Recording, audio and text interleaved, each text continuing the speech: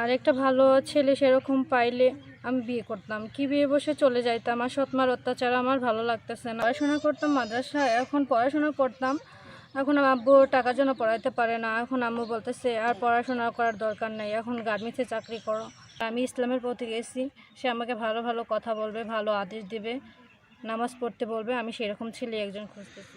সুপ্রিয় দর্শক, আসসালামু আলাইকুম। দেশ ও প্রবাসে যে যেখানে আছেন আপনাদের প্রত্যেককে শুভেচ্ছা জানিয়ে শুরু করছি আজকের প্রতিবেদন। আজ আমরা কথা বলবো এক অসহায় মেয়ের সঙ্গে। দেখতেই পাচ্ছেন সে পর্দাশীল অবস্থায় যে ইউটিউবের সামনে আসছে। আসলে কি বলতে চাই চলুন জানার চেষ্টা করি। আপু আসসালামু আলাইকুম। ওয়ালাইকুম আসসালাম। আপু আপনার নাম কি? ভাইয়া আমার নাম শান্তা। শান্তা আপু, কেমন আছেন আপনি? হ্যাঁ ভাইয়া, ভালো আছে। ভালো আছেন। তো এই যে প্রতিবেদনের সামনে কেন আসা লাগছে, কি বলতে চান? ভাইয়া অনেক কষ্টের মধ্যে আছে, ও খুব অভাবের মধ্যে আসছে, তার জন্য ইউটিউবের সামনে আসা। আচ্ছা আচ্ছা, ঘরে কিসের অভাব? আমার মা ছিল, মা মারা যাওয়ার পরে আব্বু বিয়ে করছে। বিয়ে করার পরে এখন আমার সৎ মা অনেক আমাদের জ্বালাইতেছে, অনেক অত্যাচার করে। আচ্ছা আমার আচ্ছা ভাই বোন নাই, আমি একাই, বাবা অসুস্থ। আচ্ছা আচ্ছা, তো এখন সৎমার কাছেই আছেন? হ্যাঁ, সৎ মার আচ্ছা, কাছেই আছি। আপনার আম্মাটা কতদিন হলো মারা গেছে? আমার মা মারা গেছে 5 বছর। তো অনেক দিন হয়ে গেলে মারা গেছে। হ্যাঁ, এতদিন আব্বু সুস্থ ছিল তাই কিছু বলে নাই, এখন আচ্ছা আচ্ছা অসুস্থতার মধ্যে আছে, তাই এখন আমার মা বলে যে সংসারের দায়িত্ব নাও। এখন আমি কি করব আমি জানি না। না, মেয়ে আমি মানুষ হিসেবে তো সংসারের দায়িত্ব নিয়ে যায় না। মেয়ে হলে বিয়ে হয়ে শ্বশুরবাড়ি চলে যাবে। তো আপনাকে হ্যাঁ, বিয়ে শাদী দিতে চায় না নাকি বিয়ে শাদী হয়েছিল? না বিয়ে শাদী হয় নাই। আমি পড়াশোনা করতাম মাদ্রাসায়, এখন পড়াশোনা করতাম, এখন আমার আব্বু টাকার জন্য পড়াইতে পারে না। এখন আম্মু বলতেছে আর পড়াশোনা করার দরকার নেই, এখন গার্মেন্টসে চাকরি করো।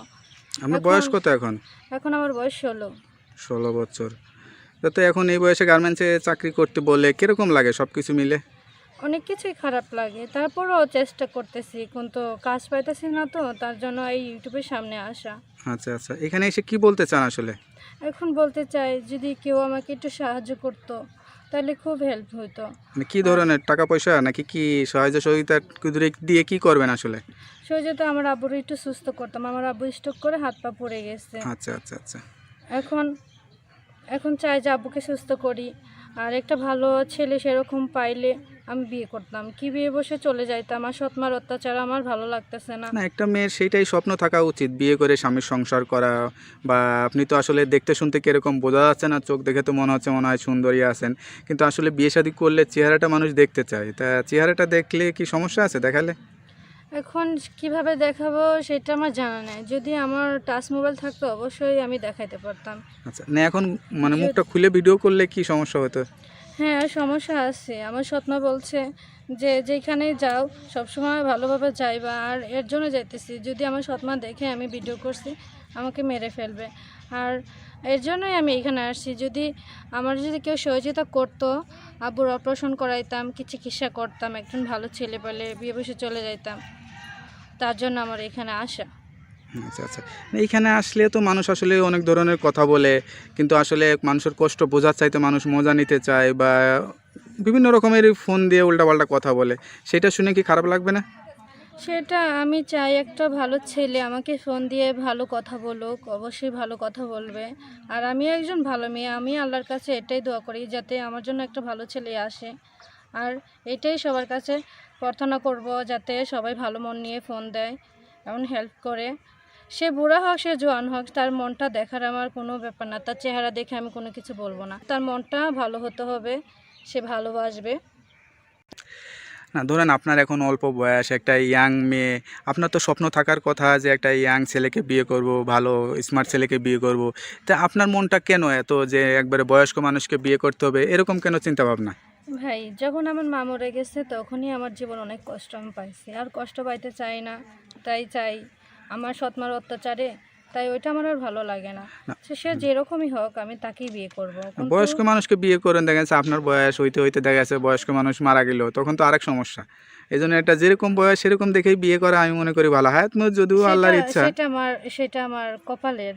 হ্যাঁ হ্যাঁ, সেটাই। এখন সব আমার কপালের ইচ্ছাই আমি ছেড়ে দিচ্ছি। যদি আমার কপালে যেরকম মানুষ থাকবে সেরকম মানুষ আমি হয়তো পাবো, কিন্তু আচ্ছা আচ্ছা, এটাই আমি বলবো, তার মন ভালো হতে হবে, সে অবশ্যই। ভালো কথা বলবে।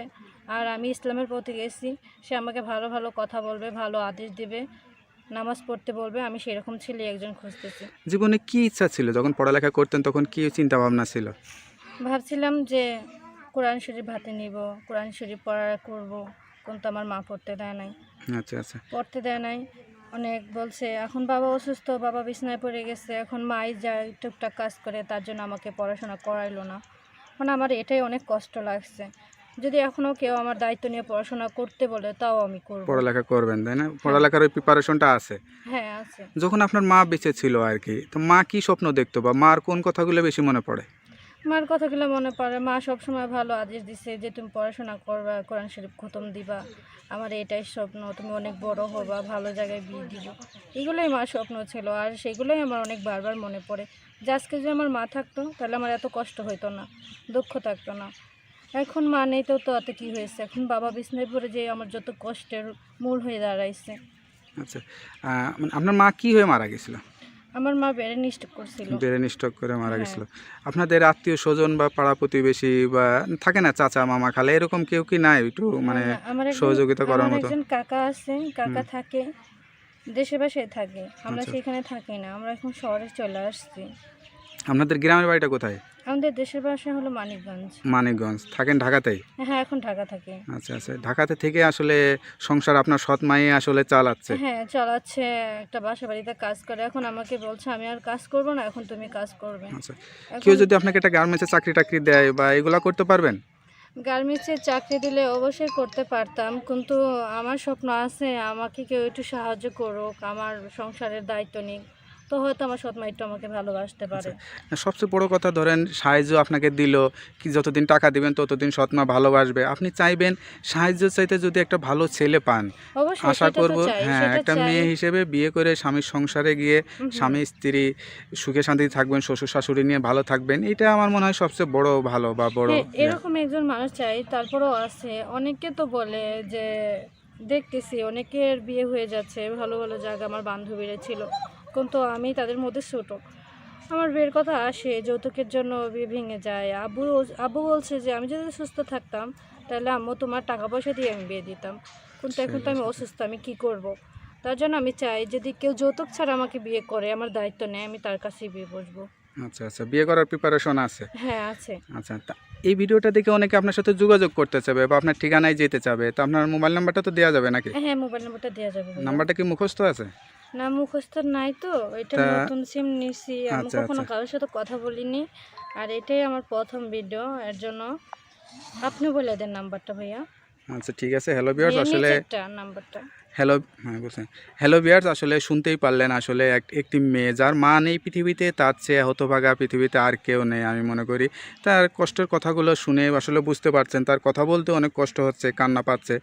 তার এই কথা শুনে বা তার এই সৎমার যন্ত্রণা থেকে কেউ যদি তাকে মুক্তি দিতে চান বা বিয়ে করতে চান, তাহলে অবশ্যই তার সাথে যোগাযোগ করতে পারবেন। নাম্বারটি হচ্ছে 017092841102। নাম্বারটা তো খোলা থাকে? হ্যাঁ ভাই এটা খোলা থাকে। যাক, নাম্বারটা খোলা রাখবেন। আর সবচেয়ে বড় কথা, 5 ওয়াক্ত নামাজ কালাম পড়ে আল্লাহর কাছে দোয়া করবেন, আল্লাহর কাছে কান্নাকাটি করবেন, আল্লাহর কাছে চাইবেন। ভাইয়া হ্যাঁ, তারপরও আমি সবার কাছে একটাই অনুরোধ, আমার বাবার চিকিৎসার জন্য কেউ একটু যদি সাহায্য করতো তাহলে আমার অনেক উপকার হতো, কারণ আমার বাবাকে নিয়ে আমরা অনেক কষ্টের মধ্যে আছি। তো ওকে আপু, ভালো থাকেন, দোয়া করি কেউ না কেউ আল্লাহর রহমতে বা আপনার পাশে দাঁড়াবে বা আপনার কথা শুনে আপনার খোঁজ খবর নেবে। ঠিক আছে আপু, আসসালামু আলাইকুম। আচ্ছা ওয়ালাইকুম আসসালাম।